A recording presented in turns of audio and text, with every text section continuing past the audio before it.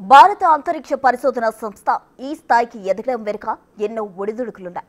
6 దశాబ్దాలకు పైగా ప్రయాణం చేసిన భారత అంతరిక్ష పరిశోధనలో ప్రయోగాల దశకు చేరుకోవడానికి పడిన పునాదుల నుండి 100వ రాకెట్ పంపే వరకు చాలా వైఫల్యాలు చవిచూసింది. ముఖ్యంగా జీవీఎస్ఎల్వి ప్రయోగాల్లో ఎదుర్కొన్న సవాళ్ల నుండి పాఠాలు నేర్చుకుని ఇప్పుడు సొంత ఉపగ్రహాలు ఖచ్చితమైన లక్ష్యానికి పంపేంతగా ఇస్రో మెరుగైంది. విఫలాల లిస్ట్ ఎంత ఉన్నా ప్రపంచ దేశాలు నివ్వెరపోయేలా పొందిన విజయాలు ఇస్రోకే సాధ్యమయ్యాయి.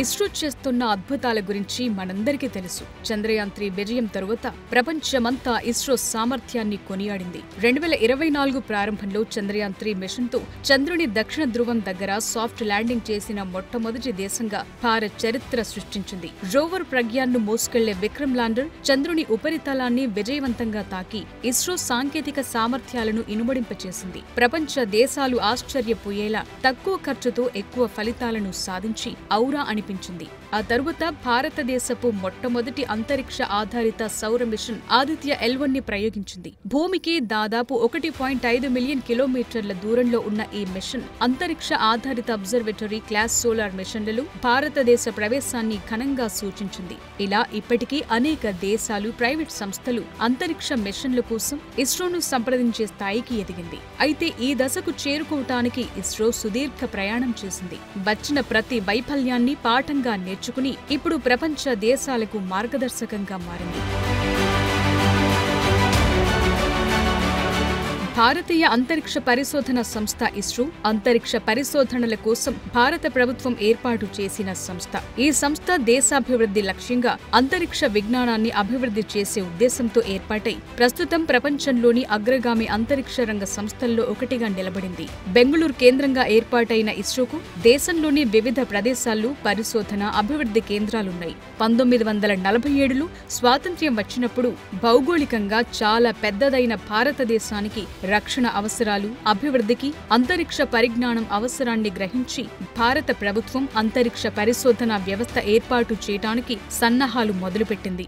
ఈ క్రమంలో 1957లో రష్యా మొట్టమొదటి శాటిలైట్ అయిన స్పుత్నిక్ ను ప్రయోగించినప్పుడు శాటిలైట్ ఆవశ్యకతను అప్పటి భారత ప్రధానమంత్రి జవహర్లాల్ నెహ్రూకు వివరించింది. కాగా 1962లో భారత అణుశక్తి వ్యవస్థ పితామహుడైన హోమీ బాబా పర్యవేక్షణలో Indian national committee for space research ను ఏర్పాటు చేశారు.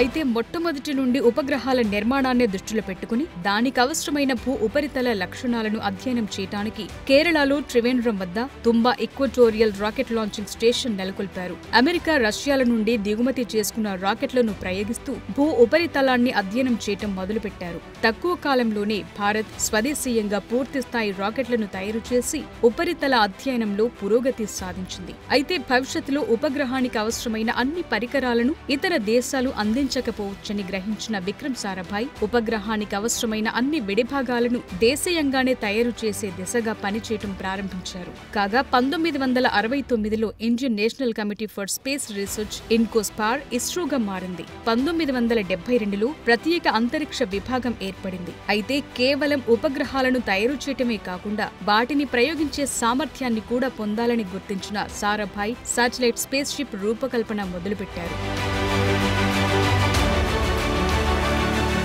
ఇస్రో తయారు చేసిన మొదటి space ship satellite launch vehicle SLV 1979 నాటికి శ్రీహరికోట నుండి ప్రయోగించిన SLV రెండవ దశలో ఎదురైన సమస్య వల్ల విజయవంతం కాలేదు. లోపాలను సరిదిద్ది 1980లో విజయవంతంగా ప్రయోగించిన SLVతో రోహిణి-1 ఉపగ్రహాన్ని అంతరిక్షంలో ప్రవేశపెట్టారు. భారతదేశం నుండి ప్రయోగించిన తొలి ఉపగ్రహంగా ఇది చరిత్రలో నిలిచిపోయింది. ఇక SLV విజయంతో శాస్త్రవేత్తలు రాబోవు దశాబ్దాలలో ఉపయోగించడానికి వీలుగా polar satellite launch vehicle PSLV నిర్మాణాన్ని చేపట్టారు. ఇందులో భాగంగా పరీక్షలను నిర్వహించడానికి augmented satellite launch vehicle ASLV నిర్మించారు. అలాగే 1987లో 1988లో చేసిన ASLV ప్రయోగాలు రెండు విఫలమైనప్పటికీ PSLVకి ఉపయోగపడే ఎన్నో విషయాలు శాస్త్రవేత్తలు తెలుసుకున్నారు. చివరకు 1992లో ASLV ప్రయోగం విజయవంతమైంది. 1993లో PSLV ప్రయోగం విఫలమైంది. తిరిగి 1994లో చేసిన PSLV ప్రయోగం విజయవంతమైంది. PSLVతో దాదాపు 2000 కిలోల బరువున్న ఉపగ్రహాలను భూ నిమ్న కక్షలో ప్రవేశపెట్టగలిగేలా రూపొందించారు. ఇక 2001లో మరింత శక్తి సామర్థ్యాలు కలిగిన జియోసింక్రోనస్ లాంచ్ వెహికల్ GSLV నిర్మాణానికి ఇస్రో శ్రీకారం చుట్టింది. దీనివల్ల 5000 కిలోల బరువున్న ఉపగ్రహాలను కూడా భూ స్థిర బదిలీ కక్షలోకి ప్రవేశపెట్టొచ్చు. ఈ క్రమంలోనే చంద్రుడిపైకి మనిషిని పంపే దిశగా కూడా ప్రయోగాలు ప్రారంభమయ్యాయి. 2001 నాటి మొదటి ప్రయోగం నుండి 2015 ఆగస్టు 27 వరకు ఇస్రో మొత్తం 9 GSLV ఉపగ్రహ వాహక నౌకలను ప్రయోగించగా క్రయోజెనిక్ స్థాయిలో లోపం వల్ల 3 ప్రయోగాలు విఫలమయ్యాయి. దీంతో ఇస్రో అంతకుముందు రూపకల్పన చేసి నిర్మించి విజయవంతంగా ఉపగ్రహాలను అంతరిక్షంలోకి పంపిన PSLV వాహక నౌక నిర్మాణ సాంకేతిక పరిజ్ఞానాన్ని, ఉపగ్రహ భాగాలను GSLV వాహక నౌక రూపకల్పన నిర్మాణంలో వినియోగించారు. GSLVలో 3 దశలుండగా అందులో 3వ దశలో ఉపయోగించే క్రయోజెనిక్ ఇంజిన్ రాకెట్ సక్రమంగా పనిచేయడానికి అత్యంత కీలకమైంది. అయితే రష్యా, భారత్ మధ్య 1991లో కుదిరిన ఒప్పందం ప్రకారం రష్యా కంపెనీ గ్లావ్ కాస్మోస్ 5 క్రయోజెనిక్ ఇంజిన్లను, దానికి సంబంధించిన సాంకేతిక పరిజ్ఞానాన్నివ్వాలి. కానీ 1992లో అమెరికా, ఇండియా మీద విధించిన ఆంక్షల వల్ల రష్యా తన ఒప్పందం నుండి వెనక్కు తగ్గింది. ఈ ఒప్పందం ప్రకారం కాక కేవలం క్రయోజెనిక్ ఇంజిన్లను మాత్రమే సరఫరా చేసింది, సాంకేతికతనివ్వలేదు. దీంతో ఇస్రో 1994 ఏప్రిల్లో క్రయోజెనిక్ అప్పర్ స్టేజ్ ప్రాజెక్టు ప్రారంభించి క్రయోజెనిక్ యంత్రాన్ని సొంతంగా స్వదేశీ పరిజ్ఞానంతో అభివృద్ధి చేయడానికి పూనుకుంది.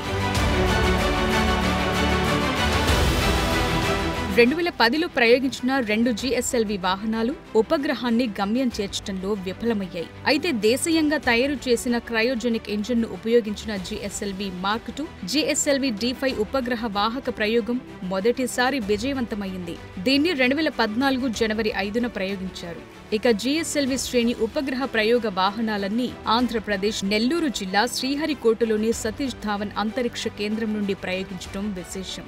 ఇప్పుడు రాబోయే ప్రయోగాలకు కూడా ఇదే వేదికయ్యింది.